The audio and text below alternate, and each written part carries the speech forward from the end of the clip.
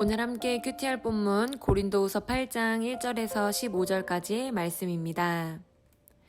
형제들아, 하나님께서 마게도냐 교회들에게 주신 은혜를 우리가 너희에게 알리노니 환난의 많은 시련 가운데서 그들의 넘치는 기쁨과 극심한 가난이 그들의 풍성한 연보를 넘치도록 하게 하였느니라. 내가 증언하노니 그들이 힘대로 할 뿐 아니라 힘에 지나도록 자원하여 이 은혜와 성도 섬기는 일에 참여함에 대하여 우리에게 간절히 구하니 우리가 바라던 것뿐 아니라 그들이 먼저 자신을 주께 드리고 또 하나님의 뜻을 따라 우리에게 주었도다. 그러므로 우리가 디도를 권하여 그가 이미 너희 가운데서 시작하였은즉 이 은혜를 그대로 성취하게 하라 하였노라. 오직 너희는 믿음과 말과 지식과 모든 간절함과 우리를 사랑하는 이 모든 일에 풍성한 것 같이 이 은혜에도 풍성하게 할지니라. 내가 명령으로 하는 말이 아니요 오직 다른 이들의 간절함을 가지고 너희의 사랑의 진실함을 증명하고자 함이로라. 우리 주 예수 그리스도의 은혜를 너희가 알거니와 부요하신 이로써 너희를 위하여 가난하게 되심은 그의 가난함으로 말미암아 너희를 부요하게 하려 하심이라. 이 일에 관하여 나의 뜻을 알리노니 이 일은 너희에게 유익함이라. 너희가 1년 전에 행하기를 먼저 시작할 뿐 아니라 원하기도 하였은즉 이제는 하던 일을 성취할지니 마음에 원하던 것과 같이 완성하되 있는 대로 하라. 할 마음만 있으면 있는 대로 받으실 터이요 없는 것은 받지 아니하시리라.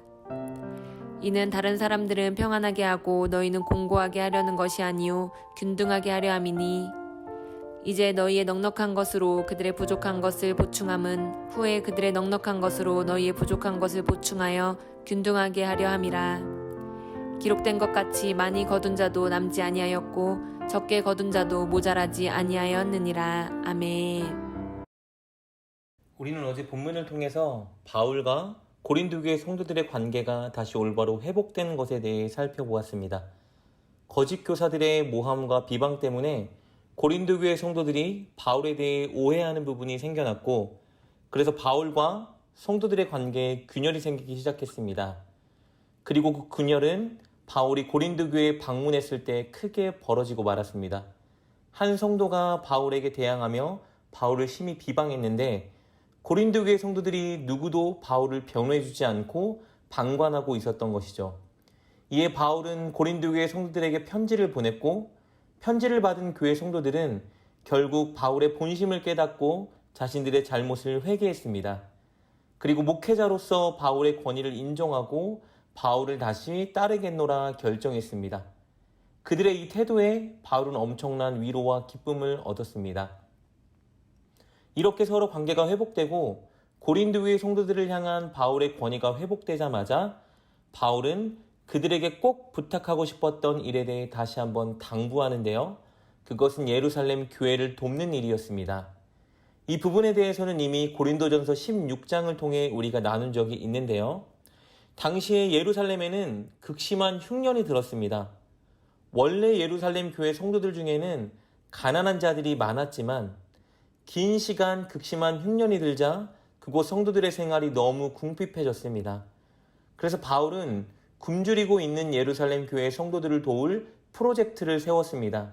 그것은 그가 선교하여 세운 이방 교회들에게 연복음을 모아 예루살렘 교회에 보내주는 것이었습니다. 이 프로젝트는 단순히 재정적인 자원의 의미 이상을 가지고 있는 프로젝트였습니다. 유대인 그리스도인들과 이방인 그리스도인들이 하나로 연합할 수 있는 기회가 될 수 있었기 때문입니다. 당시에 여전히 많은 유대인 그리스도인들은 이방인 그리스도인들을 진심으로 인정하지 않고 있었습니다. 즉 유대인 그리스도인들과 이방인 그리스도인들이 온전히 하나 되지 못하고 연합을 이루지 못하고 있는 상황이었습니다. 그런데 위기에 처한 유대인 그리스도인들을 이방인 그리스도인들이 전심을 다해 도와준다면 서로 마음을 열고 서로를 받아들이며 하나가 될 수 있는 기회가 될 수 있었습니다. 그래서 바울은 이미 1년 전에 고린도 교회 성도들에게 예루살렘 교회를 돕기 위한 모금을 부탁했습니다. 일주일에 한 차례씩 매 주일마다 일정 금액을 모아서 그 모금액을 추후에 예루살렘 교회에 보내주기로 한 것입니다. 그런데 고린도 교회 성도들이 바울에 대해 오해하면서 복음의 영향이 가기 시작했습니다. 바울에게 마음이 다치니까 바울이 부탁했던 그 복음 운동도 멈추게 되었던 것이죠. 그래서 서로의 관계가 다시 회복되자마자 바울은 그 일을 다시 부탁합니다. 1년 전에 계획했던 예루살렘을 돕기 위한 복음 운동을 우리가 속히 시작하고 완성하자 권면하기 시작한 겁니다. 오늘 10절과 11절 말씀입니다. 이 일에 관하여 나의 뜻을 알리노니 이 일은 너희에게 유익함이라. 너희가 1년 전에 행하기를 먼저 시작할 뿐 아니라 원하기도 하였은즉 이제는 하던 일을 성취할지니 마음에 원하던 것과 같이 완성하되 있는 대로 하라. 그런데 바울은 이 일에 대해서 결코 고린도 교회 성도들에게 강압하거나 명령하진 않습니다. 고린도 교회 성도들이 다시 이 일에 열심을 낼 수 있도록 전략적으로 그들을 설득하는데요. 오늘 본문에서 바울이 사용한 전략은 본보기를 제시하는 것입니다. 바울이 보여주는 첫 번째 본보기는 마게도냐 교회의 교인들입니다. 우리 1절과 2절 말씀 보겠습니다. 형제들아, 하나님께서 마게도냐 교회들에게 주신 은혜를 우리가 너희에게 알리노니 환난의 많은 시련 가운데서 그들의 넘치는 기쁨과 극심한 가난이 그들의 풍성한 연모를 넘치도록 하였느니라. 마게도냐 교회들이라고 한다면 빌립보 교회, 데살로니가 교회, 베레아 교회를 꼽을 수 있습니다. 이 지역 교인들이 처한 상황은 고린도 교회 성도들이 처한 상황보다 훨씬 열악했습니다. 그들은 경제적으로 굉장히 가난했고요. 신앙적으로 많은 핍박을 받고 있었습니다. 그런데 놀라운 것은 그들은 많은 환난 속에서 기쁨을 유지하고 있었다는 것입니다. 그 비결은 환난 중에 그들을 위로하시고 그들에게 기쁨과 소망을 주시는 하나님의 은혜였습니다. 그리고 더 놀라운 것은요, 하나님의 그 은혜에 보답하고자 하여 그들은 그렇게 가난함에도 불구하고 예루살렘 교회를 돕기 위해 연보를 풍성하게 모으고 있었다는 것입니다. 그들은 바울이 부탁하기도 전에 자신들도 예루살렘 교회를 돕겠노라고 스스로 자원하며 나섰습니다. 우리 3절과 4절 말씀입니다. 내가 증언하노니 그들이 힘대로 할 뿐 아니라 힘에 지나도록 자원하여 이 은혜와 성도 섬기는 일에 참여함에 대하여 우리에게 간절히 구하니. 이렇게 바울은 마게도냐 교회의 성도들을 본보기로 들며 고린도 교회 성도들도 그들처럼 이 일에 열심을 내어야 한다고 도전하고 있는 것입니다.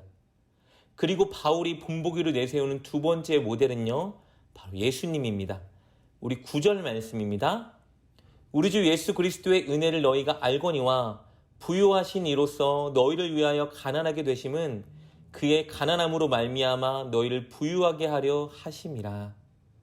예수님은 모든 것의 창조주요 하나님이십니다. 지혜와 능력과 모든 것에 있어서 부유하신 분입니다. 그런데 그분이 우리를 구원하기 위해서 그 부요를 포기하고 가난을 선택하셨습니다. 가난한 목수의 아들로 이 땅에 오셨고 복음을 전하기 위해 머리 하나 누일 곳 없이 가난한 삶을 사셨습니다. 그러나 그 가난함을 선택한 희생으로 우리를 구원하셨고 부유하게 만드셨습니다. 영원한 하나님 나라의 풍성함을 이미 우리에게 주셨고 또 이 땅에서의 필요도 우리에게 채워주셨습니다. 그러니 그 예수님으로 인해 부유해진 고린도 교회 성도들은 예수님이 그리하신 것처럼 자신들의 부요를 가난한 예루살렘 교회 성도들과 함께 나눠야 하는 것입니다. 이것이 바울의 주장입니다. 사실 바울도 마게도냐 성도들도 적극적으로 자원해서 예루살렘 교회를 지원할 수 있었던 비결은 예수님께 받은 은혜 때문이었습니다. 예수님을 향한 감사가 연보로 이어진 것입니다. 그리고 예수님을 롤모델로 하여 그들도 예수님을 닮아가려 노력한 것이며 결국 그들이 다른 교회의 롤모델이 될 수 있었던 것입니다. 이렇게 바울은 예수님의 은혜와 본을 들며 또 마게도냐 교회 성도들의 모습을 본으로 들며 고린도 교회 성도들에게 연보에 열심 낼 것을 부탁하고 있었던 것입니다. 사랑하는 여러분, 우리는 예수님을 우리의 구원자이자 동시에 우리의 롤모델로 삼아야 합니다. 예수님이 우리에게 베풀어 주신 은혜를 기억하고 감사해야 되고 동시에 예수님이 우리에게 행하신 것들을 닮아가려 노력해야 합니다. 그리고 우리는 그렇게 예수님을 닮아감으로써 서로에게 본이 되며 도전을 주어야 합니다. 예수님께서 우리에게 그리하였듯이 우리가 고난과 환난에 처한 자들을 긍휼히 여기며 돕고 채워주는 삶을 살 때 우리의 그 모습이 우리의 자녀와 우리의 성도들에게 아름다운 도전을 주고 그들이 닮아갈 수 있는 롤모델의 모습을 비춰줄 것입니다. 그리하여 결국 우리의 모습을 통해 교회를 변화시키고 더 나아가 이웃과 지역을 변화시킬 수 있을 것입니다. 여러분, 예수님이 우리에게 모든 것을 다 주셨습니다. 예수님처럼 오늘 여러분의 시간, 건강, 물질을 어려운 자들에게 베풀고 다른 사람들을 그 자리에 동참시키는 좋은 본보기가 되는 여러분 되시길 주님의 이름으로 축복합니다.